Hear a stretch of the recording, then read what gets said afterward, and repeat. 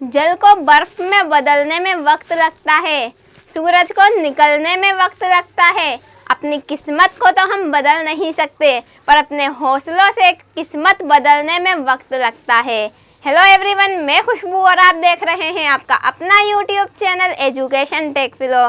तो जैसा कि आप सभी जानते हैं, हम प्राचीन भारत का इतिहास पढ़ रहे थे, तो उसी से रिलेटेड आज का हमारा टॉपिक होने वाला है, जो कि गुप्त काल है। गुप्त काल कह लो, गुप्त साम्राज्य कह लो।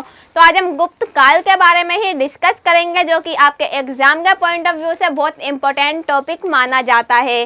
तो फिर चलिए शुरू करते हैं आज की वीडियो। इससे पहले की वीडियोस में हम बाकी के सारे काल यानी कि मौर्य काल, हर्यक वंश और भी जितने वंश हैं उन सबको हम कवर कर चुके हैं। तो अगर आपने वो वीडियो नहीं देखी तो नीचे डिस्क्रिप्शन में आपको उसका लिंक मिल जाएगा, आप इजीली उन वीडियो को देख सकते हैं। तो फिर चलिए शुरू करते हैं आज की वीडियो और जानते हैं गुप्त साम्राज्य के बारे में। तो सबसे पहले गुप्त राजवंश की स्थापना, जो गुप्त राजवंश यानी कि गुप्त काल की स्थापना हुई थी, वो श्री गुप्त ने की थी। तो कब की थी? 275 ईस्वी में। 275 ईस्वी में गुप्त काल की स्थापना हुई थी। उसके बाद मौर्य काल के बाद गुप्त काल को भारतीय इतिहास का स्वर्णिम युग कहा जाता है। आप सभी बहुत अच्छे से जानते हैं कि मौर्य काल को स्वर्णिम युग कहा जाता है, बट मौर्य काल के बाद अगर किसी दूसरे को स्वर्णिम युग कहा जाता है तो वो कौन सा है? वो है गुप्त काल। तो यही लिखा है यहाँ पर कि मौर्य काल के बाद गुप्त काल को भी स्वर्णिम युग माना जाता है, और इस स्वर्णिम युग के बारे में हम आगे बहुत डिटेल से पढ़ने वाले हैं। अब आगे देख लेते हैं गुप्त वंश के जानकारी के स्रोत, कि हमें गुप्त वंश की, गुप्त काल की जानकारी मिलती है वो कहाँ से प्राप्त होती है। तो सबसे पहले वायु पुराण। आप जानते हैं हमारे पुराण हैं, तो उसी में से एक पुराण है वायु पुराण। तो वायु पुराण से हमें गुप्त वंश की जानकारी प्राप्त होती है।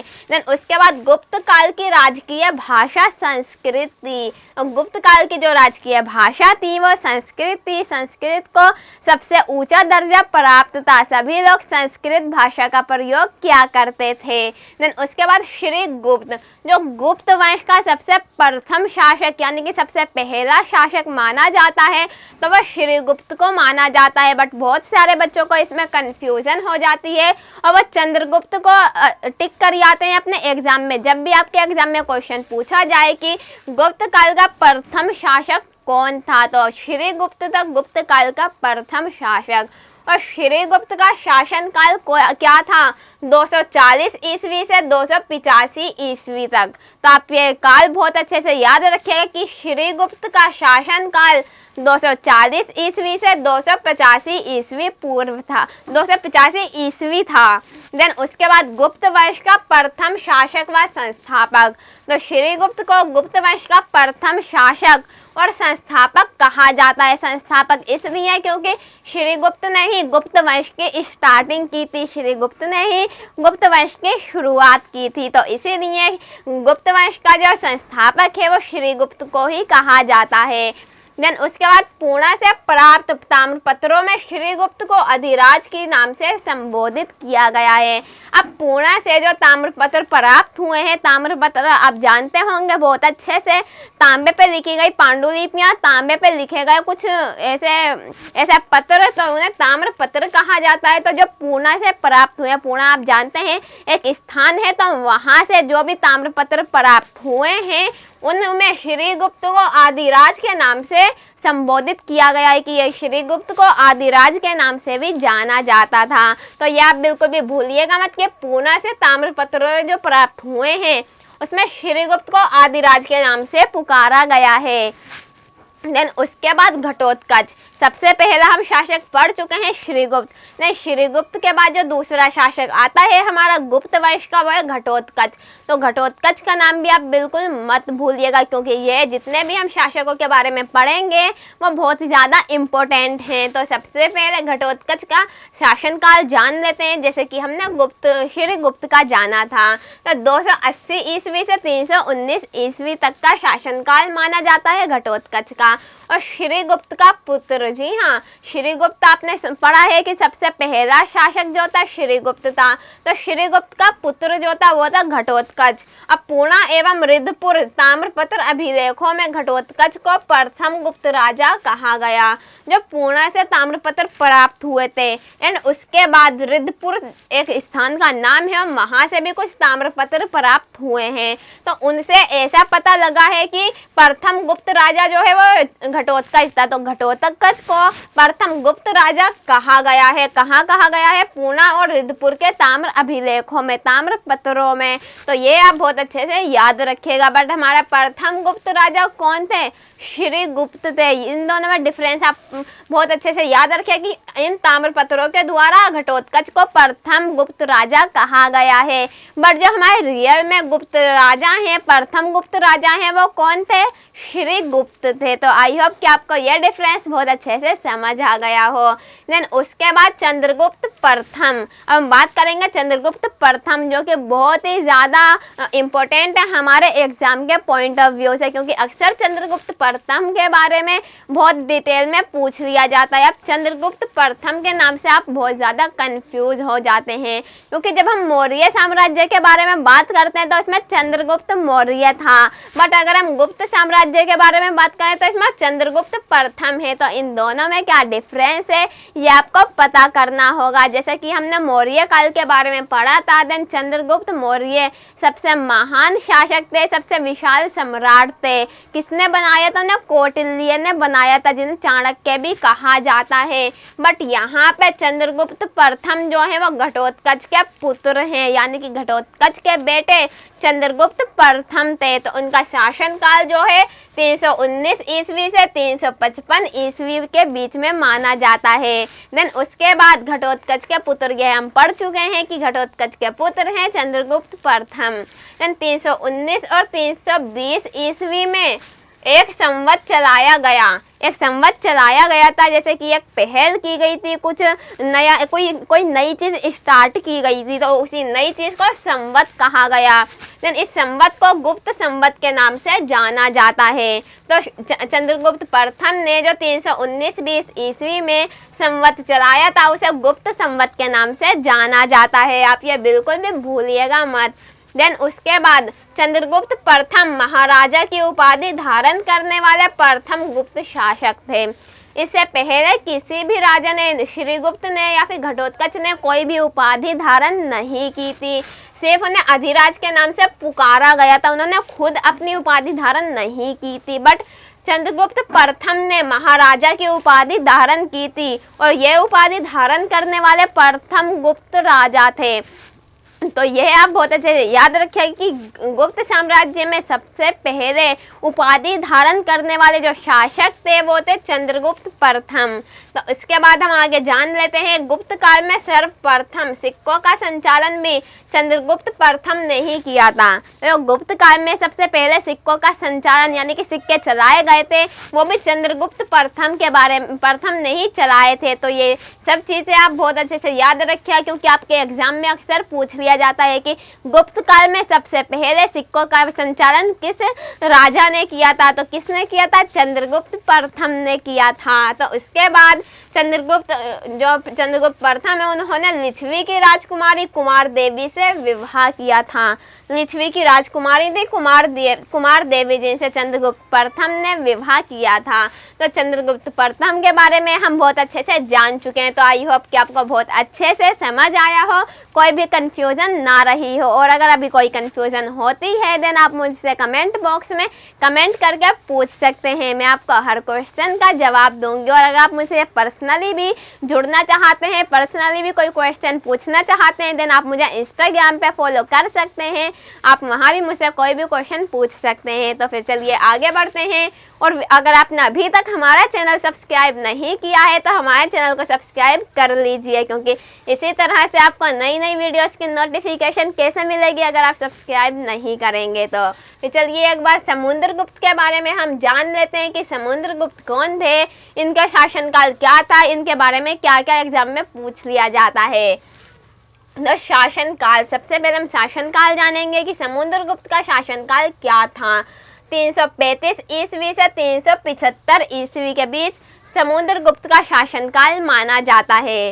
देन चंद्रगुप्त का प्रथम पुत्र, हमने चंद्रगुप्त प्रथम के बारे में पढ़ा है, तो चंद्रगुप्त प्रथम के जो पुत्र थे वो थे समुद्रगुप्त। तो समुद्रगुप्त के बारे में आपने जान लिया, जैसे कि हम पढ़ते आ रहे हैं कि श्रीगुप्त के पुत्र घटोत्कच थे, देन घटोत्कच के पुत्र चंद्रगुप्त प्रथम, देन चंद्रगुप्त प्रथम के जो पुत्र हुए वो है समुद्रगुप्त। तो इसी तरह से ये वंशानुगत परंपरा चली आ रही है जिसके बारे में हम पढ़ते आ रहे हैं। देन उसके बाद वास्तविक नाम काच था, तो समुद्रगुप्त का वास्तविक नाम में रियल नेम जो था वो काच था। तो यह आप बहुत अच्छे से याद रखिएगा, क्योंकि कभी कभी कॉम्पिटिटिव एग्जाम में अक्सर पूछ लिया जाता है कि समुद्रगुप्त का वास्तविक नाम क्या था, तो बिल्कुल भी भूलिएगा मत, उनका नाम काच था। देन विजयों के उपरांत इसने समुद्रगुप्त की उपाधि धारण की।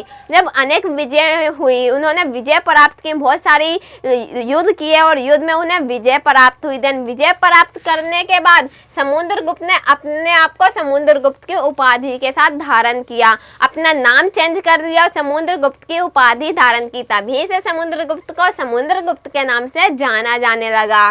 देन समुद्रगुप्त विष्णु के उपासक थे। आप जानते हैं विष्णु भगवान है, विष्णु हमारे देवता हैं, तो विष्णु के उपासक थे समुद्रगुप्त।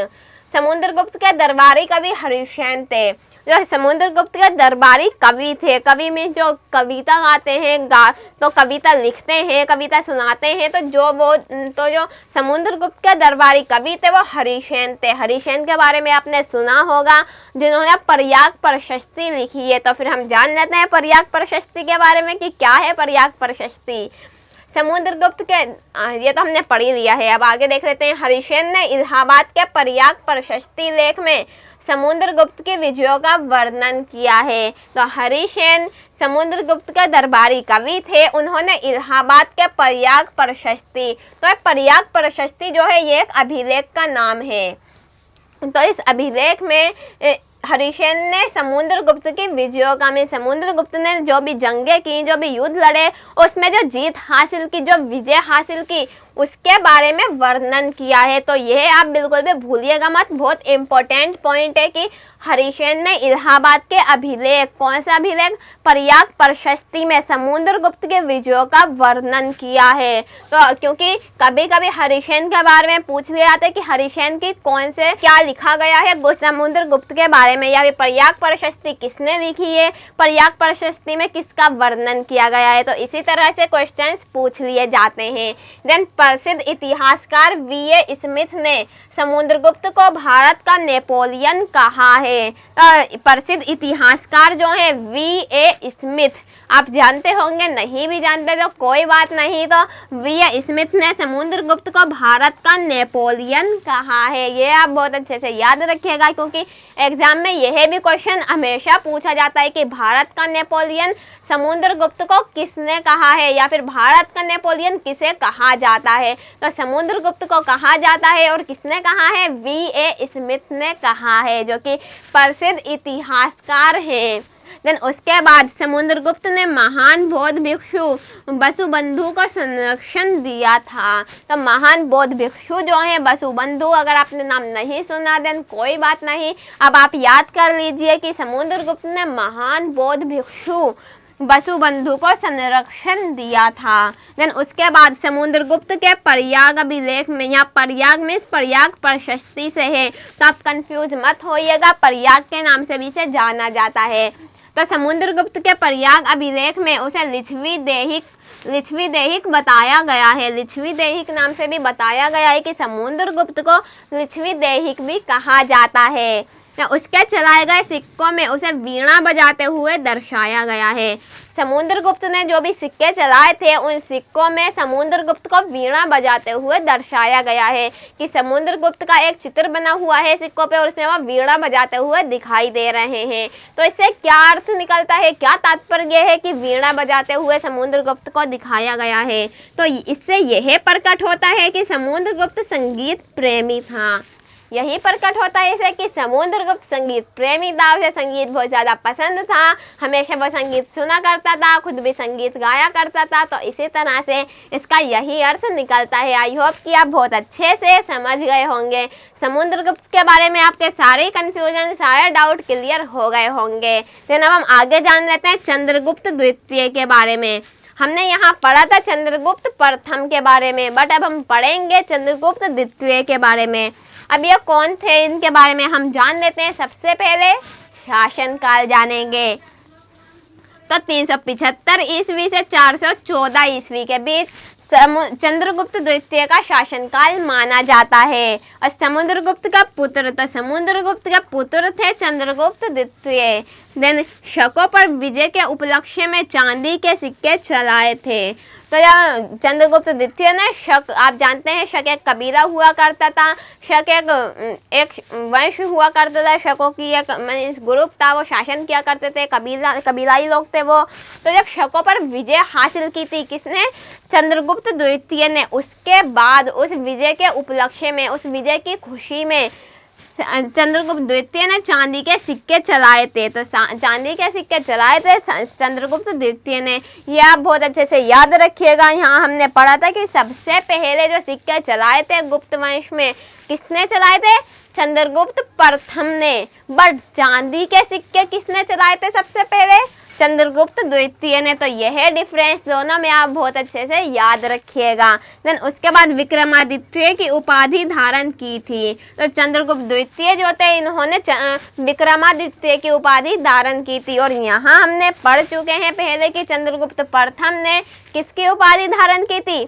महाराजा की उपाधि धारण की थी। अब मैं आपको दोनों में कंपैरिजन इसलिए बता रही हूँ क्योंकि नाम बिल्कुल सेम है, चंद्रगुप्त, बट प्रथम और द्वितीय है जिससे आपको कंफ्यूजन हो जाती है। तो इसीलिए मैं आपको डिफरेंस साथ के साथ बता रही हूँ जिससे आपको बिल्कुल भी कंफ्यूजन ना हो। तो चंद्रगुप्त द्वितीय को विक्रमादित्य के नाम से भी जाना जाता है। क्यों जाना जाता है? क्योंकि इन्होंने विक्रमादित्य की उपाधि धारण की थी। तो आपके एग्जाम में कभी कभी चंद्रगुप्त द्वितीय ना देकर विक्रमादित्य के नाम से भी पूछ लिया जा सकता है। तो आप बिल्कुल भी भूलिएगा मत कि गुप्त वंश के शासक समुद्रगुप्त के पुत्र चंद्रगुप्त द्वितीय को ही विक्रमादित्य कहा जाता है। देन हम आगे देख लेते हैं इसे देवगुप्त, विक्रमादित्य और शक विजेता नामों से भी जाना जाता है। तो ये तीन नामों से और जाना जाता है समुद्रगुप्त को, चंद्रगुप्त द्वितीय को, सॉरी। तो कौन कौन से? देवगुप्त, विक्रमादित्य और शक विजेता। अब शक विजेता क्यों? क्योंकि इन्होंने शकों पर विजय हासिल की थी। तो अब हम आगे जान लेते हैं विक्रमादित्य के शासनकाल को भारतीय कला व साहित्य का स्वर्णिम युग कहा जाता है। हमने यहाँ पहले पढ़ चुके हैं कि गुप्त काल को भी भारतीय इतिहास का स्वर्णिम युग कहा जाता है। अब क्यों कहा जाता है ये अब हम पढ़ेंगे हम। तो सबसे पहले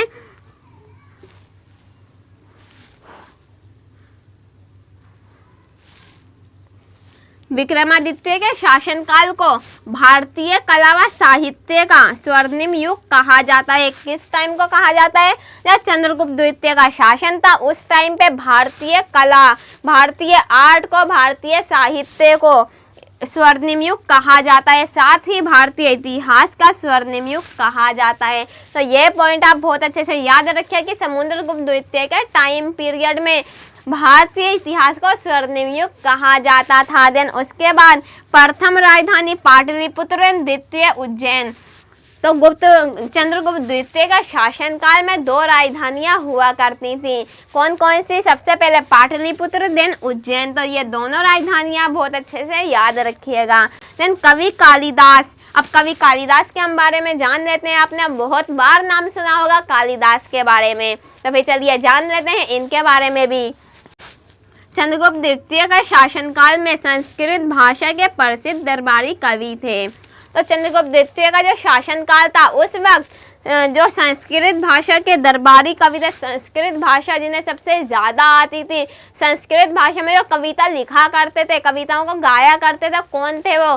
कवि कालिदास थे। तो यह बात आप बिल्कुल भी भूलिएगा मत कि संस्कृत भाषा के प्रसिद्ध दरबारी कवि कौन थे? कवि कालिदास थे। किस टाइम पीरियड में? चंद्रगुप्त द्वितीय के टाइम पीरियड में। तो आई होप कि आपको ये पूरा इतनी सब चीज़ें बहुत अच्छे से समझ आ गई हों। एक बार हम फिर से रिवाइज कर लेते हैं कि गुप्त राजवंश की स्थापना श्री गुप्त ने की थी और गुप्त काल को स्वर्णिम युग भी कहा जाता है। और गुप्त वंश की जो जानकारी के स्रोत हैं वो वायु पुराण है और गुप्त वंश की जो राजकीय भाषा थी वो संस्कृत थी। देन उसके बाद श्रीगुप्त के बारे में हमने पढ़ा, श्रीगुप्त के पुत्र घटोत्कच के बारे में हमने पढ़ा, फिर घटोत्कच के पुत्र चंद्रगुप्त प्रथम के बारे में हमने पढ़ा। देन उसके बाद समुद्रगुप्त के बारे में हमने पढ़ा। देन समुद्रगुप्त को ही भारत का नेपोलियन कहा जाता है। देन उसके बाद चंद्रगुप्त द्वितीय के बारे में हमने पढ़ा। तो आई होप कि आपको यह सब बहुत अच्छे से समझ आया हो। तो गुप्त साम्राज्य थोड़ा बड़ा है इसीलिए हम 2 पार्ट्स में इसे कवर करेंगे। तो हमारा फर्स्ट पार्ट हमारा कंप्लीट हो चुका है। आई होप कि आपको बहुत अच्छे से समझ आया। तो इसका सेकंड पार्ट भी ज़रूर देखें जिससे आपको इस गुप्त साम्राज्य के बारे में सारे डाउट्स क्लियर हो जाएं, सारी नॉलेज आपको पता लग जाए जो कि आपके एग्जाम में अक्सर क्वेश्चन पूछे जाते हैं। So thank you for watching Education Tech flow.